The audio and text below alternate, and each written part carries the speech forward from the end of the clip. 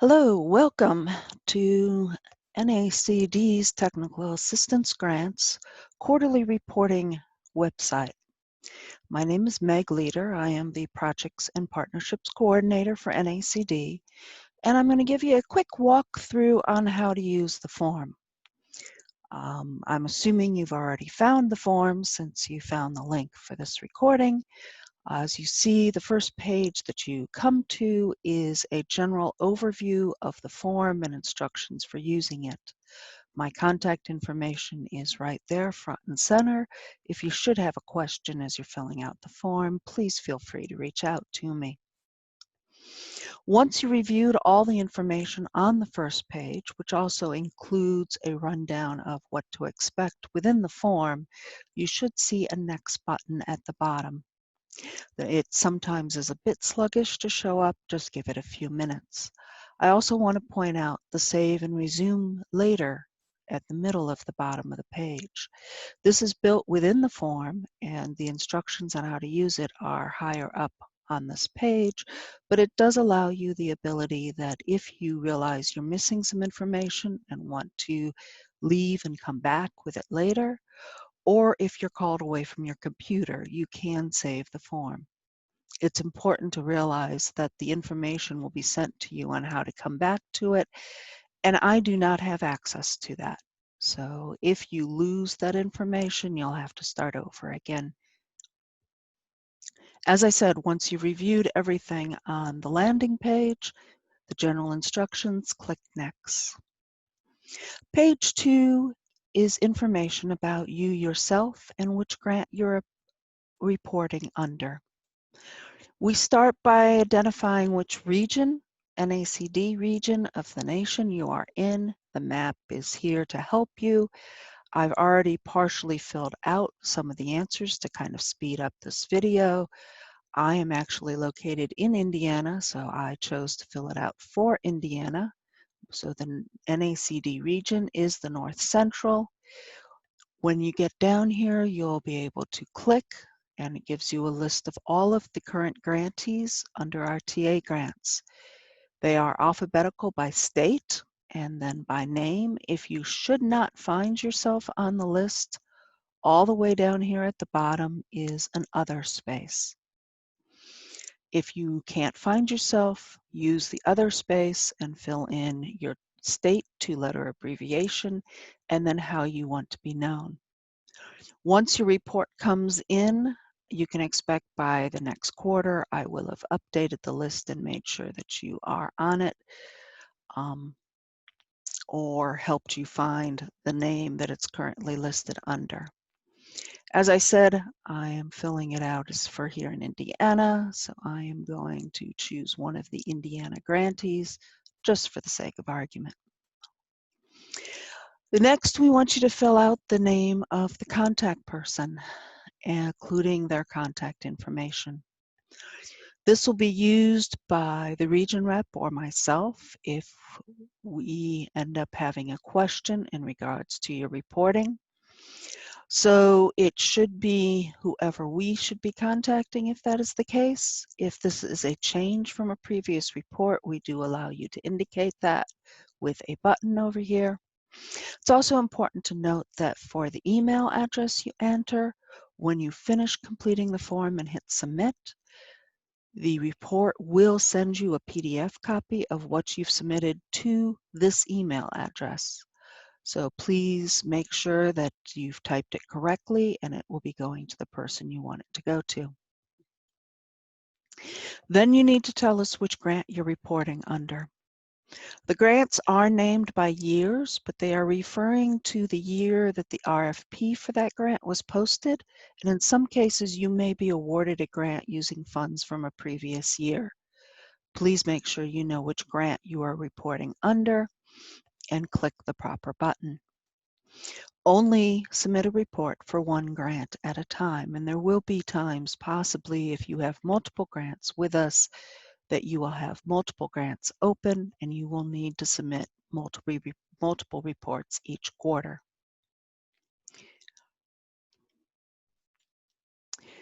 The third page, it deals with which reporting period you're reporting under. Normally, our grants are reported on quarterly, in which case you will fill out the form for the quarterly report and mark it for the quarterly reporting period.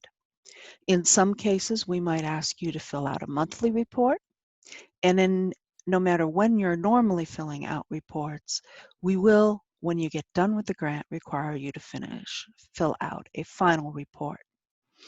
Indicate under reporting period which reporting period you're operating under, which reporting quarter or month, it will change if you choose monthly, and what year. It is possible to turn in reports for other quarters or for other years. Make sure you are responding with when you are reporting, which period you are reporting on, not the year and date of the current report being submitted. The next question deals with the opportunity, because of the way the form is set up, of asking if you've previously reported a report for this grant for this reporting period.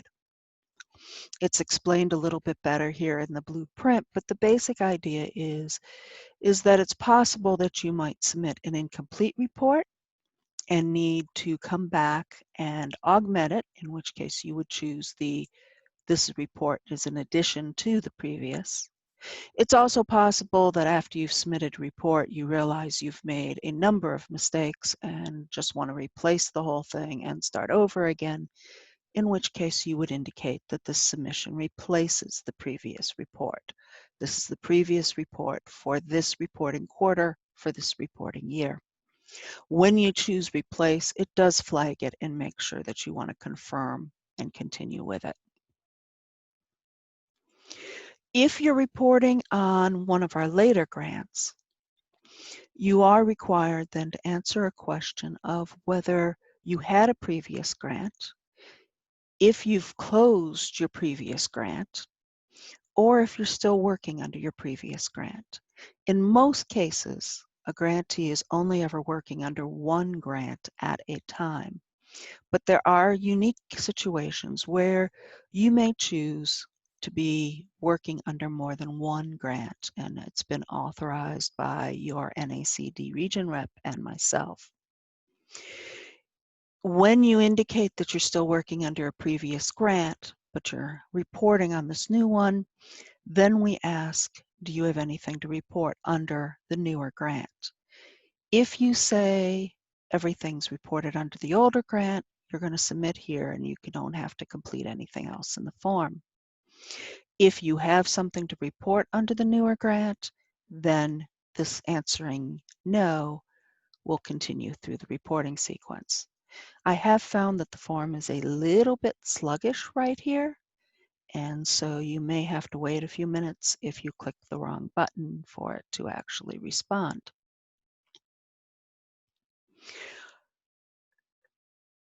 From then, you're getting into reporting your accomplishments, page 4.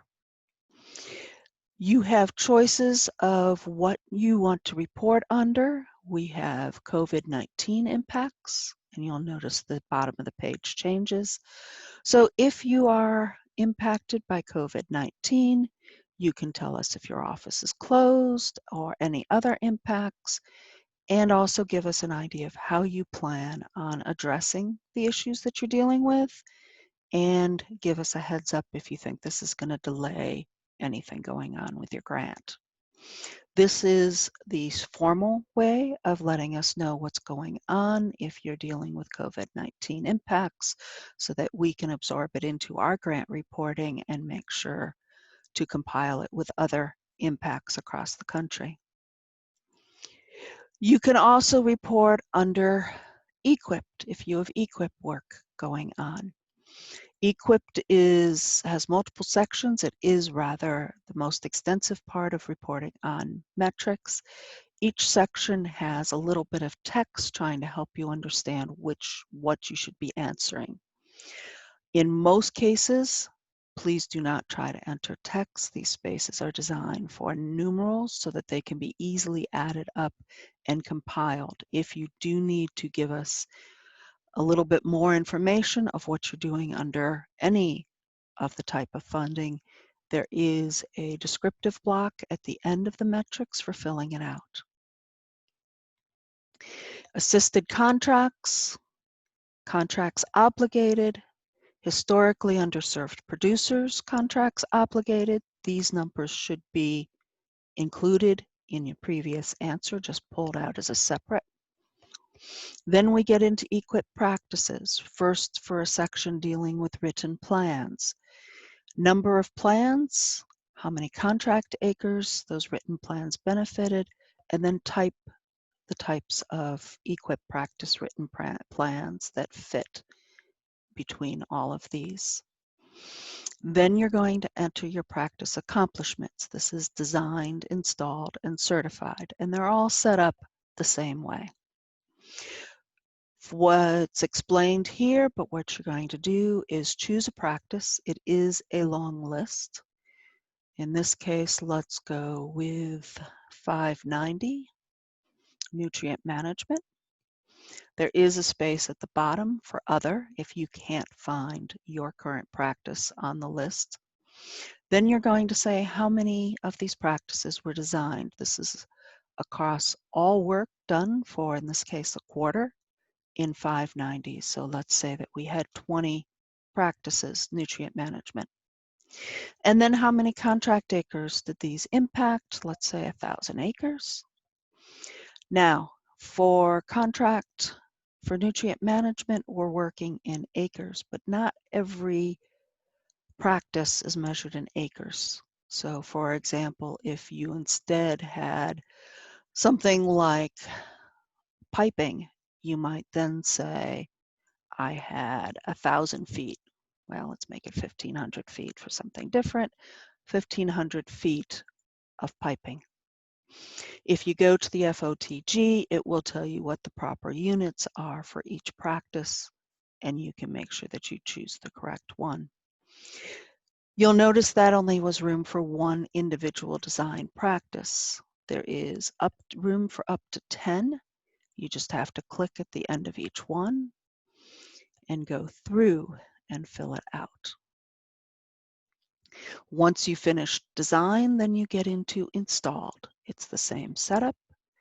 And when you finish installed, you're going to get to practices certified.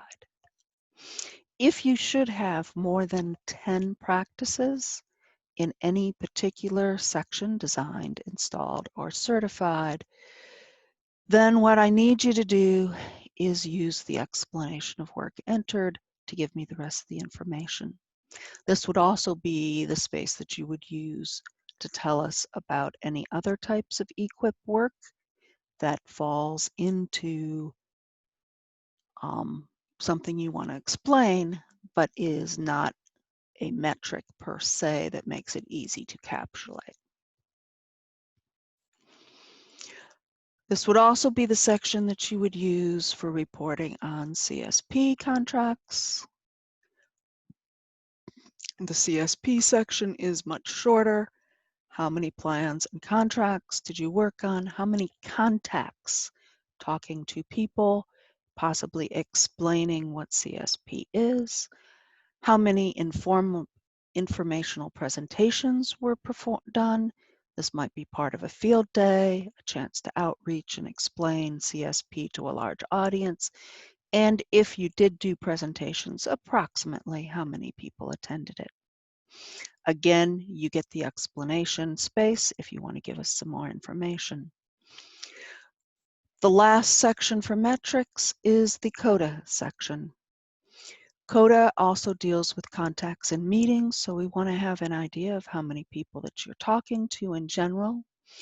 And then if you're actually working on plans, individual plans or group plans, how many you worked on during this period, and how many that you consider completed.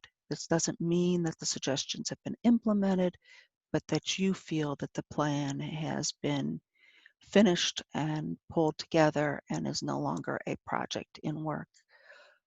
These numbers should not be plans should only be counted in one section or the other, and then indicate what type of plans were worked on.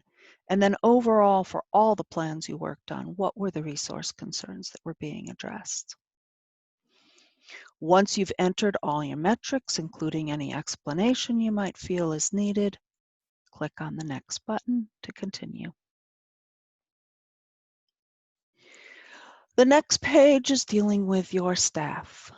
And for our example, running through here, I've tied into the handout financial reporting, which goes through a case study showing you how to complete some information. First thing you're going to tell us is how long the staff worked during this quarter.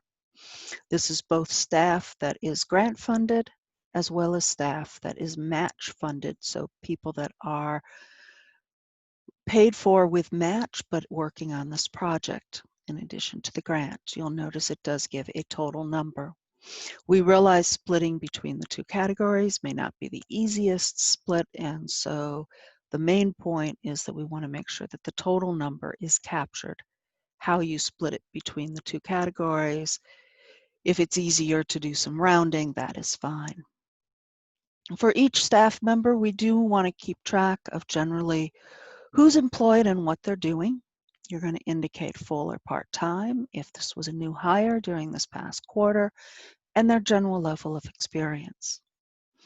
When it comes to their title, we've given you some general categories, and we really would hope that you can work within those categories, because we take all the information of a few hundred people and compile it into some summaries in our reporting, and it's a little bit easier if you can follow the general ones. But there is an other space. If something that your person does not fit, then it's going to go into the other space.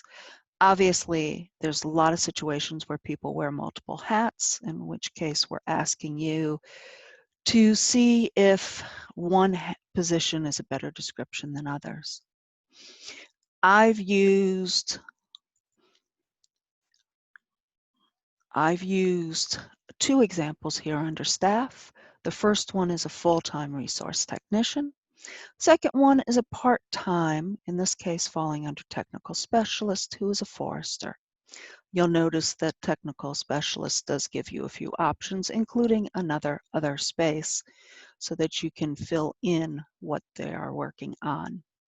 There is room on the form for up to 7 staff people to be entered. I realize that may not always cover every situation. If you have more than 7 staff people regularly that you need to enter in your quarterly report, contact me and we'll set up a system between the two of us for the few situations that may fall in this category. Once you've entered in your staff people, then we need to enter in their demographics. Race and ethnicity is now considered 2 separate questions. For both of them, you're going to enter for all of your staff. First, who is Hispanic and who is not. Notice I don't need names, just numbers. And then what is their recognized race? And there are multiple options under here. Do any of your staff have veteran status? We want to have a number, how many might fall into that category, and then your staff gender. The next page goes into your contribution match. What are you spending with local funds? Local being non-NACD funds, even though they could then come from another source, and they are being used. I want to point out that we've had problems with this section and the next page with adding things up, and sometimes working with the tab key will work better than just using your mouse. Again, I am following the financial reporting handout on what I've completed on this as your example.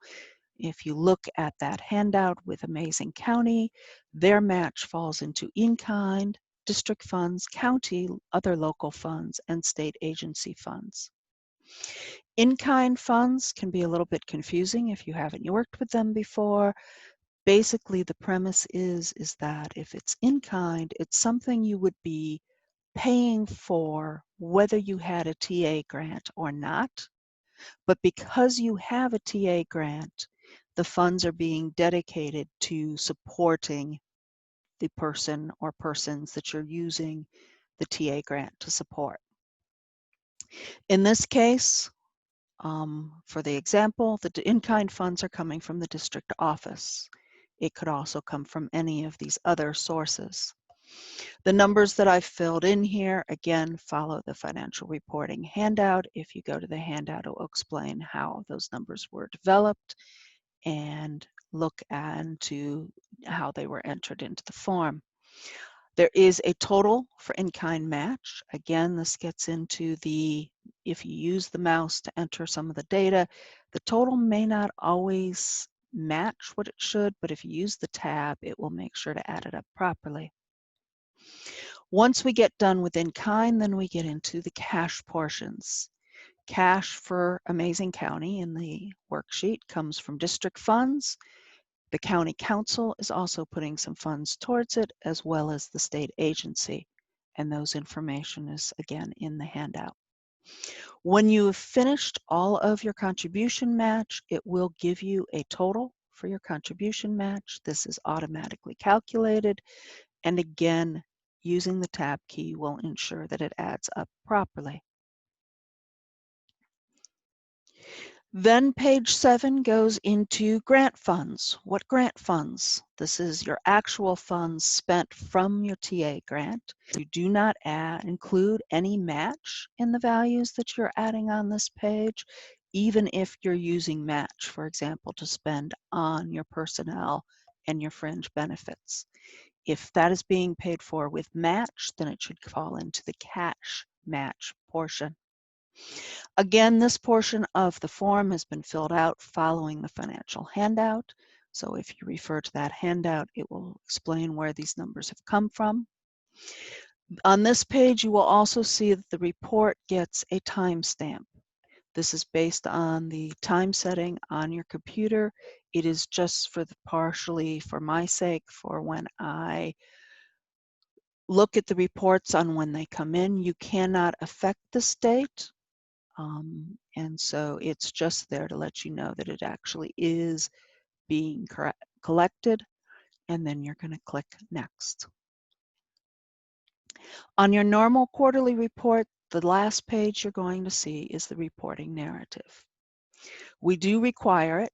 Notice it is starred, and that means that this space is required. And we set a suggested word limit of 300 words. It really won't cut off if you want to give us longer than that, but that's the ballpark.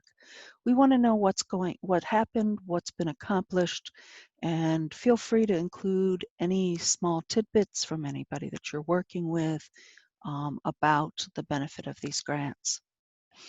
When you have finished your reporting narrative, you are going to click the yes, it's ready to be submitted. This is just a final catch, and then you're going to submit your form. In this case, it's going to give you a thank you.